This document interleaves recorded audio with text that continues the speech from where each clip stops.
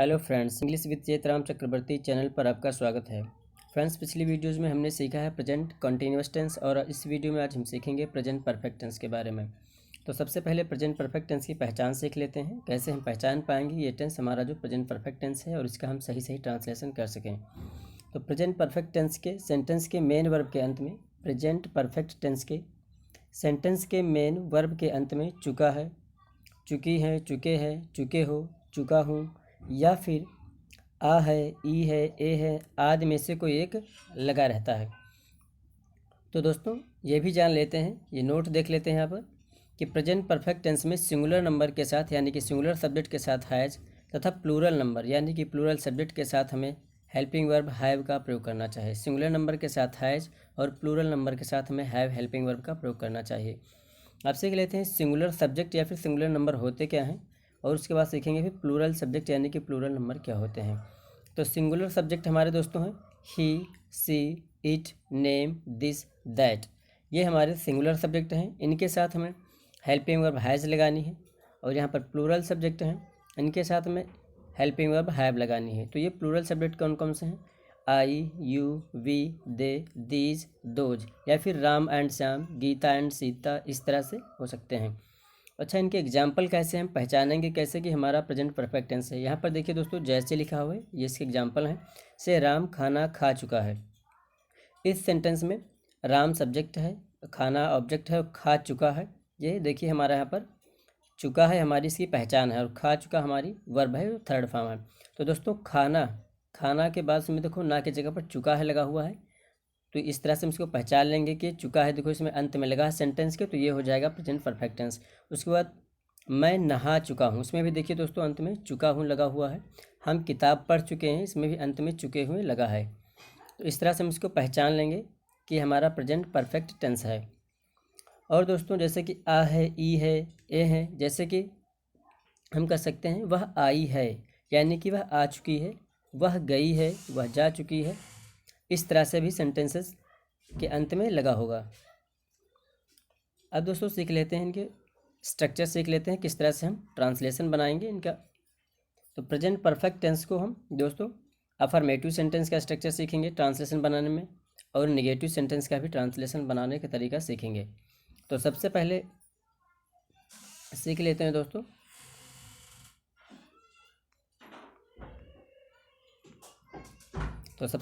हम सीखेंगे यहाँ पर प्रेजेंट परफेक्ट टेंस का स्ट्रक्चर सीखेंगे अफर्मेटिव सेंटेंस का। दोस्तों अफर्मेटिव सेंटेंस का पहले हम स्ट्रक्चर यहाँ सीखने वाले हैं। तो सबसे पहले हम लिखेंगे सब्जेक्ट। अफर्मेटिव सेंटेंस का ट्रांसलेशन करने के लिए सबसे पहले सब्जेक्ट लिखेंगे दोस्तों, सबसे पहले सब्जेक्ट लिखेंगे। उसके बाद फिर हैज या हैव में से कोई एक सब्जेक्ट के अनुसार हम सिंगुलर वर्ब लगाएंगे दोस्तों। अगर सिंगुलर सब्जेक्ट है तो हैज, प्लूरल सब्जेक्ट है तो हैव। उसके बाद फिर वर्ब की थर्ड फॉर्म लिखेंगे और फिर ऑब्जेक्ट लिख के फुल स्टॉप लगा देंगे। निगेटिव सेंटेंसेस का ट्रांसलेशन करने के लिए सबसे पहले हम सब्जेक्ट लिखेंगे, फिर हैज या हैव लिखेंगे, उसके बाद नॉट लिखेंगे, फिर उसके बाद वर्ब की थर्ड फॉर्म, उसके बाद फिर ऑब्जेक्ट लिखेंगे दोस्तों। हेल्पिंग वर्ब हैज, हैव और वर्ब मेन वर्ब के बीच में नॉट लगाना है। चलिए नेक्स्ट आगे सीख लेते हैं।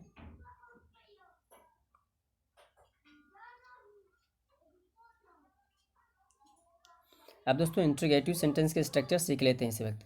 तो सबसे पहले हम फर्स्ट टाइप इंट्रोगेटिव सेंटेंस का स्ट्रक्चर सीखेंगे। ऐसे सेंटेंस जो क्या से शुरू होते हैं, उनमें हमें क्या क्या अंग्रेजी नहीं लिखनी होती है और हमें उसमें हैज या हैव हेल्पिंग वर्ब के साथ ही स्टार्ट करना होता है सेंटेंस को लिखना।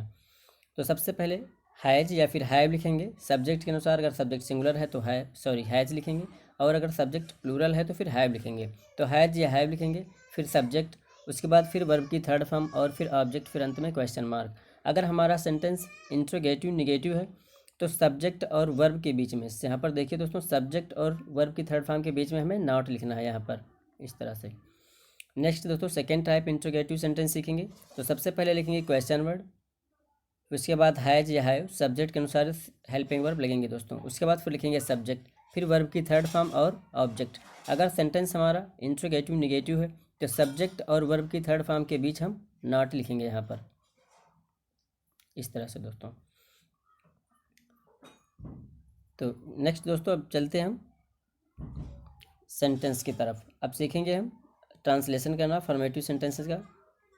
तो दोस्तों यहाँ पर देखिए प्रेजेंट परफेक्ट टेंस है और इसमें हम अफर्मेटिव सेंटेंस का ट्रांसलेशन करना सीखेंगे। और इसका स्ट्रक्चर देखिए लिखा हुआ है।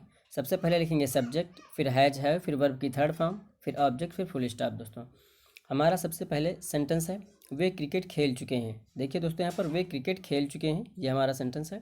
तो सब्जेक्ट हमारा यहाँ पर है वे, सब्जेक्ट है दोस्तों यहाँ पर वे। देखिए दोस्तों सब्जेक्ट है वे और हमारा खेल चुके यहाँ पर वर्ब है, क्रिकेट हमारा ऑब्जेक्ट है। तो दोस्तों लिखेंगे इसको, सबसे पहले सब्जेक्ट लिखेंगे स्ट्रक्चर के अनुसार। तो सब्जेक्ट है यहाँ पर वे, इसके लिए लिखेंगे दे।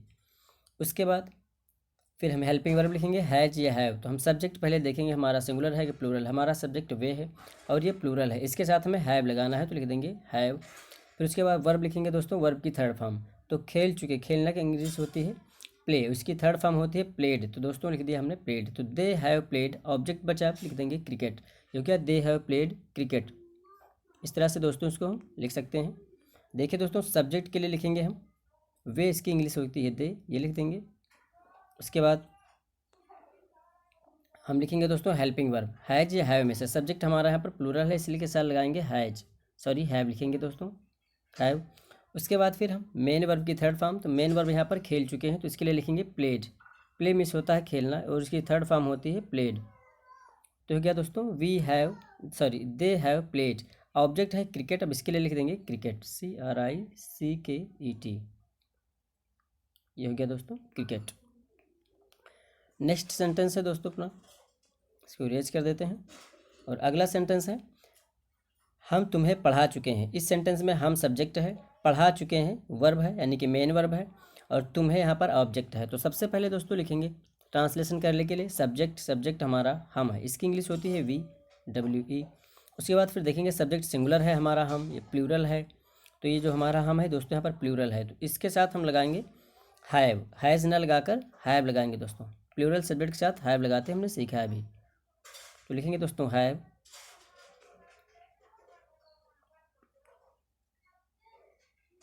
तो वी हैव सब्जेक्ट लिखेंगे हम, इसके लिए वी, और इसके साथ हेल्पिंग वर्ब प्लूरल लगेगा, तो लिख देंगे हैव। फिर ऑब्जेक्ट है दोस्तों यहाँ पर हमारा तुम्हें, सॉरी इसके पहले हम सीखेंगे हमारा मेन वर्ब क्या है। मेन वर्ब है पढ़ा चुके हैं, तो इसके लिए लिखेंगे वी हैव। इसके बाद लिखेंगे वर्ब की थर्ड फॉर्म। तो पढ़ाने की इंग्लिश होती है दोस्तों टीच, इसकी थर्ड फॉर्म होती है टाट, TAUGHT, ये दोस्तों हो गया टाट। और उसके बाद फिर ऑब्जेक्ट हमारा है तुम्हें, तो इसके लिए लिखेंगे तुम्हें के लिए लिखते हैं यू, ये ऑब्जेक्टिव फॉर्म है। तो हम तुम्हें पढ़ा चुके हैं, ये हो जाएगा वी हैव टाट यू। नेक्स्ट सेंटेंस है दोस्तों, अगला सेंटेंस है अपना वह पापा के साथ बाजार जा चुकी है। तो दोस्तों इस सेंटेंस में वह सब्जेक्ट है, जो सिंगुलर सब्जेक्ट है, इसके साथ हैज़ लगना है, हेल्पिंग वर्ब। फिर यहाँ पर देखिए दोस्तों ऑब्जेक्ट है अपने पापा के साथ, और एक दूसरा ऑब्जेक्ट भी है बाजार, और यहाँ पर हमारा वर्ब की थर्ड फॉर्म है जा चुकी है। तो दोस्तों वह अपने पापा के साथ बाजार जा चुकी है में वह सब्जेक्ट है, अपने पापा के साथ बाजार जा चुकी है यह भी ऑब्जेक्ट है, और सॉरी अपने पापा के साथ एक ऑब्जेक्ट है, और बाजार जा चुकी है यह भी एक ऑब्जेक्ट है। तो दोस्तों हम सबसे पहले लिखेंगे सब्जेक्ट सी। चलिए सबसे पहले लिखेंगे दोस्तों सब्जेक्ट हमारा वह है, इसके लिए लिखेंगे सी। यहाँ पर दोस्तों वर्ब से हमको पता चल जाता है कि चुका है कि चुकेगी। चुका होता तो लड़का होता, चुकी ही लिखा है लास्ट में तो लड़की है, जाहिर सी बात है। तो लिखेंगे सी, ये हमारा सिंगुलर सब्जेक्ट है वह। उसके बाद लिखेंगे हैज। उसके बाद फिर वर्ब की थर्ड फॉर्म, वर्ब यहाँ पर जा चुकी, जाना की इंग्लिश होती है गो, इसकी थर्ड फॉर्म होती है दोस्तों गॉन, तो हो जाएगा सी हैज गॉन। उसके बाद दोस्तों ऑब्जेक्ट लिखेंगे, तो चाहे तो हम पहले बाजार भी लिख सकते हैं या फिर अपने पापा के साथ भी लिख सकते हैं। तो हम यहाँ पर लिखेंगे सी हैज गॉन टू मार्केट, पहले हम बाजार के लिखेंगे दोस्तों टू मार्केट,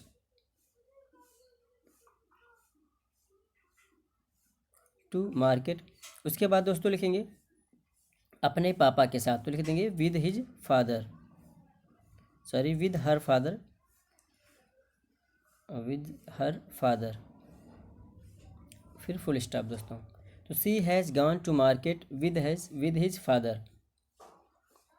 नेक्स्ट है दोस्तों अगला सेंटेंस है अपना राम अपने दोस्तों के साथ मैदान में खेल चुका है। राम अपने दोस्तों के साथ मैदान में खेल चुका है। तो फ्रेंड्स इस सेंटेंस में राम सब्जेक्ट है और खेल चुका हमारी हेल्पिंग वर्ब है, और अपने दोस्तों के साथ यहाँ पर ऑब्जेक्ट है, और मैदान में भी एक ऑब्जेक्ट है। तो आप चाहो तो पहले मैदान में लिख सकते हो, या फिर उसके बाद में अपने दोस्तों के साथ, या फिर पहले अपने दोस्तों के साथ लिख सकते हो, या फिर मैदान में बाद में लिखो। लेकिन हमें सबसे पहले सब्जेक्ट लिखना है, फिर उसके बाद उसकी हेल्पिंग वर्ब लिखनी है, फिर उसके बाद हमें वर्ब की थर्ड फॉर्म लिखनी है। तो दोस्तों सबसे पहले हमारे यहाँ सब्जेक्ट हम देखेंगे राम है, तो उसके लिए लिखेंगे राम, क्योंकि हमने देखो दोस्तों ऊपर स्ट्रक्चर लिख रखा है। सबसे पहले हमें सब्जेक्ट लिखना है, फिर हैज या हैव हेल्पिंग वर्ब सब्जेक्ट के अनुसार लगाना है, फिर वर्ब की थर्ड फॉर्म, फिर ऑब्जेक्ट लिखना है। तो सबसे पहले लिखेंगे सब्जेक्ट इस स्ट्रक्चर के अनुसार। तो सब्जेक्ट है राम, लिख दिया हमने राम। उसके बाद अब लिखेंगे helping verb, Ram singular subject है तो हैज़ लगाएंगे इसके साथ, हैज। उसके बाद फिर वर्ब की थर्ड फॉर्म, वर्ब की थर्ड फॉर्म दोस्तों है प्लेड, प्ले खेलना होता है, इसकी थर्ड फॉर्म होगी प्लेड। तो राम हैज़ प्लेड। उसके बाद दोस्तों लिखेंगे फिर ऑब्जेक्ट, तो ऑब्जेक्ट लिखेंगे दोस्तों अपने दोस्तों के साथ, इसके लिखेंगे राम हैज़ प्लेड, लिखेंगे with his friend, with his friend FRIEND, with his friends. फिर लिखेंगे दोस्तों इन द ग्राउंड, इस तरह से इसको हम लिख सकते हैं GROUND। तो Ram has played with his friend in the ground, या फिर इसको हम इस तरह से भी लिख सकते हैं Ram has played in the ground with his friend. इस तरह से हम इसको लिख सकते हैं, इस तरह से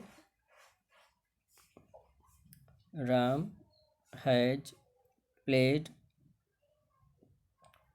लिखेंगे विद हिज फ्रेंड, पहले लिख देते हैं इसको, और इन द ग्राउंड बाद में लिखेंगे विद हिज फ्रेंड।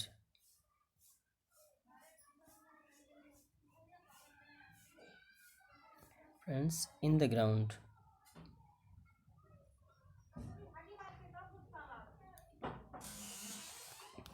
उम्मीद करता हूँ दोस्तों ये वीडियो आप लोगों को पसंद आई होगी। अगर वीडियो आप लोगों को पसंद आई है तो वीडियो को लाइक करें, चैनल को सब्सक्राइब करें। Thank you watching for this video.